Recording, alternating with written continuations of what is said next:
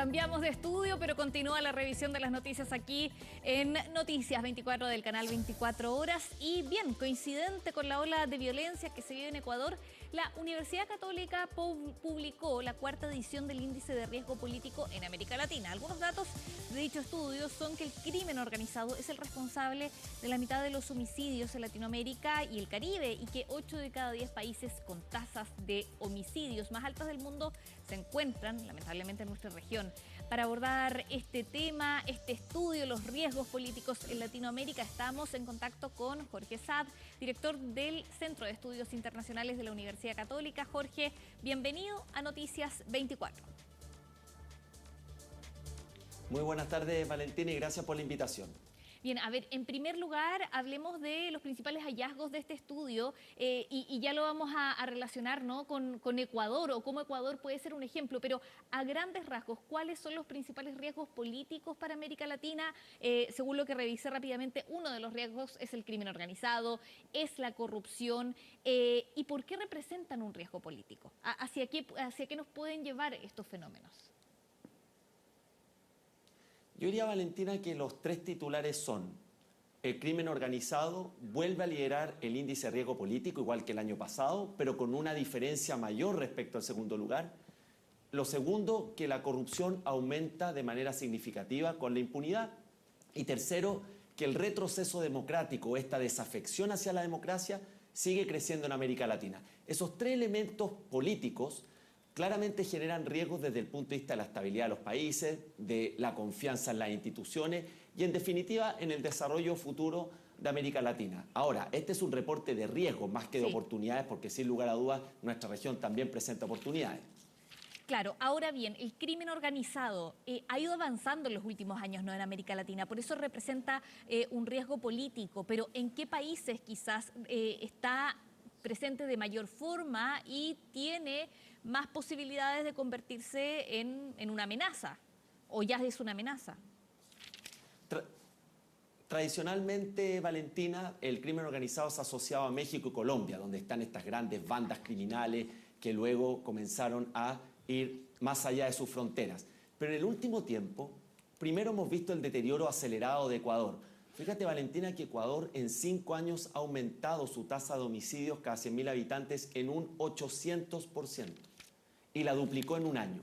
Lo que estamos viendo estos días, que vimos ayer y que nos impactó a todos, es producto de ese enfrentamiento de bandas criminales, primero entre ellas y segundo, desafiando al gobierno, que suele ocurrir estas demostraciones de poder cuando hay cambio de gobierno. Pero por otro lado también vemos que hay riesgos en países percibidos en América Latina como más seguros y estables. El propio Uruguay, Chile, que lo estamos viendo hoy día, y también en otras latitudes como es Brasil, el propio Paraguay.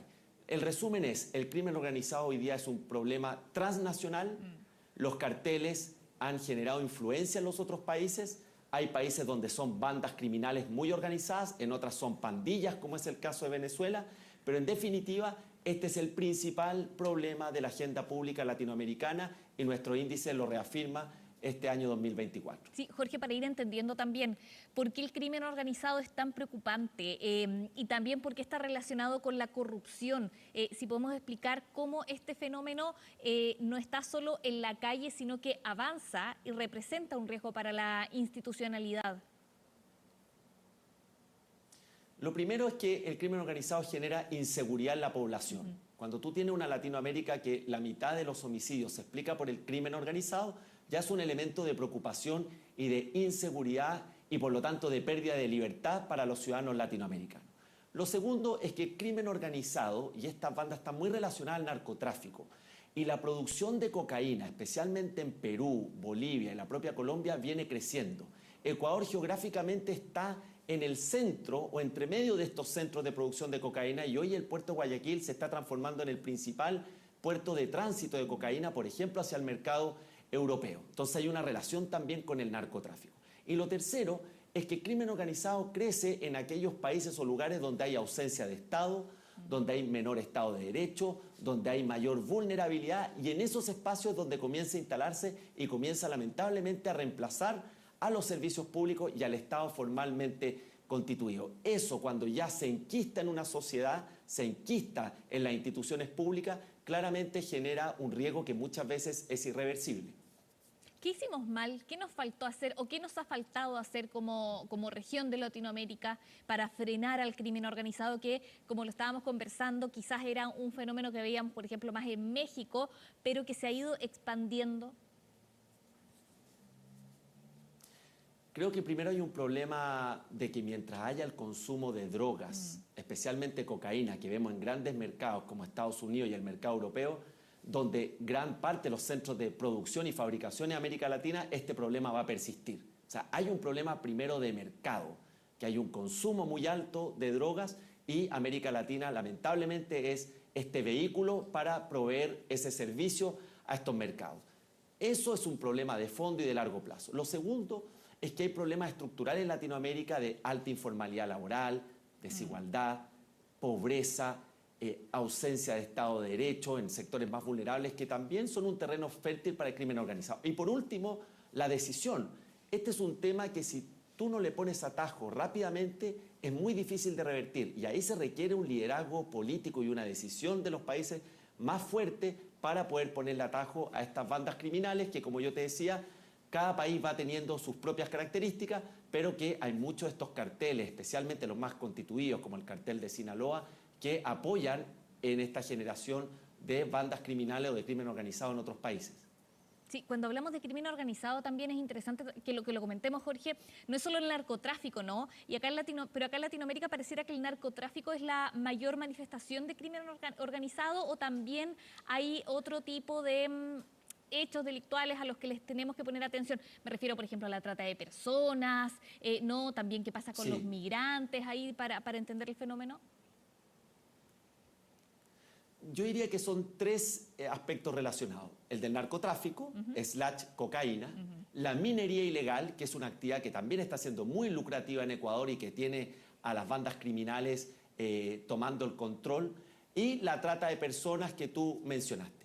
Si a esto le sumamos, Valentina, un aspecto muy importante, que es la falta de control de las cárceles, podemos tener un escenario como el de Ecuador, que las cárceles son verdaderas plataformas de operación criminal, donde se coordinan todas estas operaciones, donde se determina a quiénes van a extorsionar, a quiénes van a asesinar. Y en Ecuador, hoy están entrando las Fuerzas Armadas a las cárceles porque justamente la pérdida del control de las cárceles se convirtió en el mejor espacio donde estas bandas carcelarias, le podríamos llamar, terminaban operando y generando el terror en la población. Sí, algo que pasaba también en Venezuela, ¿no? ¿En qué otro lugar se ha visto que se va perdiendo el control de las cárceles por parte del Estado? Además de lo que hemos visto en Ecuador o también en Venezuela. Recuerdo hace un tiempo atrás hablábamos ahí de un problema también en Venezuela relacionado a este tema. ¿Cómo está Chile también en relación a esto? Sí.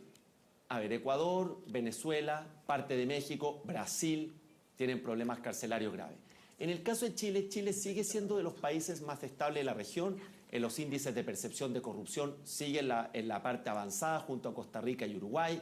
En Estado de Derecho sigue en los puestos de avanzada. En independencia del Poder Judicial, que son elementos institucionales muy importantes para tratar de contener estas estructuras informales o estos llamados actores no estatales. Pero ¿qué es lo que ha pasado en Chile? Que el deterioro también se ha venido manifestando de manera importante y gradualmente Chile se va transformando en un país o en un mercado de consumo de drogas y de tránsito. Si eso sigue creciendo, claramente para el país va a ser aún más difícil poder combatir estas bandas y el crimen organizado en general. Y estamos caminando en la dirección correcta. Por ejemplo, en Chile hay toda una agenda de seguridad, proyectos de ley que se están tramitando, se debate, por ejemplo, sobre levantar el secreto bancario. Ayer también miraba un anuncio de una agenda 2023-2027 de la Unidad de Análisis Financiero del Ministerio de Hacienda, porque muchas veces se habla de reforzar la policía, que es importante, pero a veces en este tema hay que, por ejemplo, cortar la ruta del dinero, ¿no? Del dinero ilegal, de los negocios ilegales. Yo diría que alguna de las fortalezas que tiene Chile es que institucionalmente es más sólido que gran parte de los países que hemos analizado de Latinoamérica. Pero donde tiene una debilidad es en el control fronterizo, en el tránsito de esta mercadería ilegal. Ahí falta poner un acento y creo también que falta una decisión política más fuerte para poner el crimen organizado, la inseguridad como una prioridad nacional, que hoy no es solamente una prioridad o debe ser una prioridad en Chile, sino que es a nivel latinoamericano. Si bien lo de Ecuador no es comparable a la situación de Chile, especialmente por cómo se instalaron estos grupos, cómo se instalaron estas organizaciones criminales, sí debe ser una luz de alerta de que hay que tener ojo y cuidado de lo que se está incubando en el país, porque el día de mañana, sin darnos cuenta, podríamos transformarnos en un nuevo centro propicio para estas organizaciones criminales, como ya la hemos tenido en parte en el norte del país.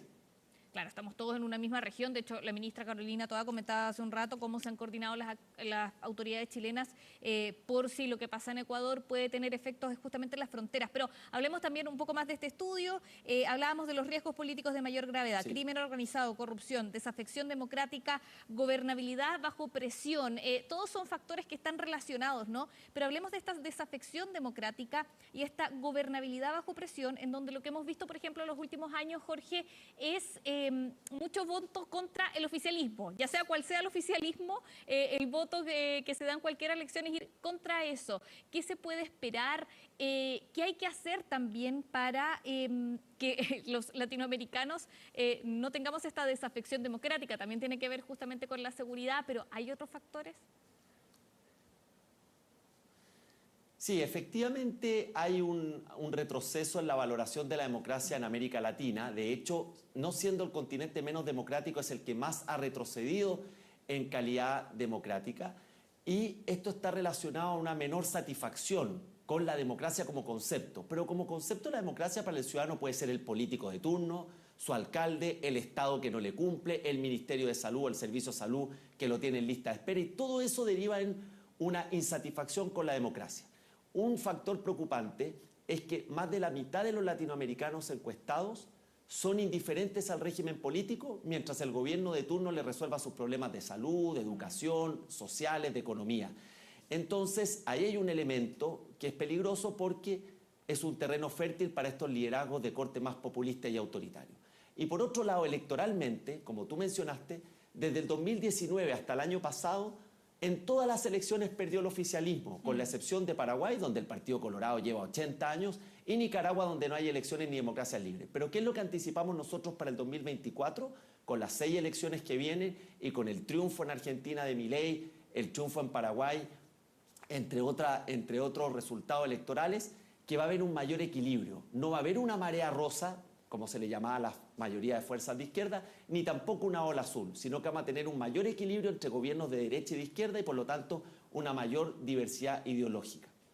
Perfecto. Jorge Satt, director del Centro de Estudios Internacionales de la Universidad Católica. Podríamos seguir conversando, pero se nos acaba el tiempo. Vamos a estar atentos ahí a lo que pasa también con las elecciones, con estos fenómenos. Y bueno, ojalá también que toda esta información sirva para quienes toman decisiones de políticas públicas para tenerlas en cuenta e ir hacia donde hay que apuntar con mayor fuerza. Muchas gracias, Jorge.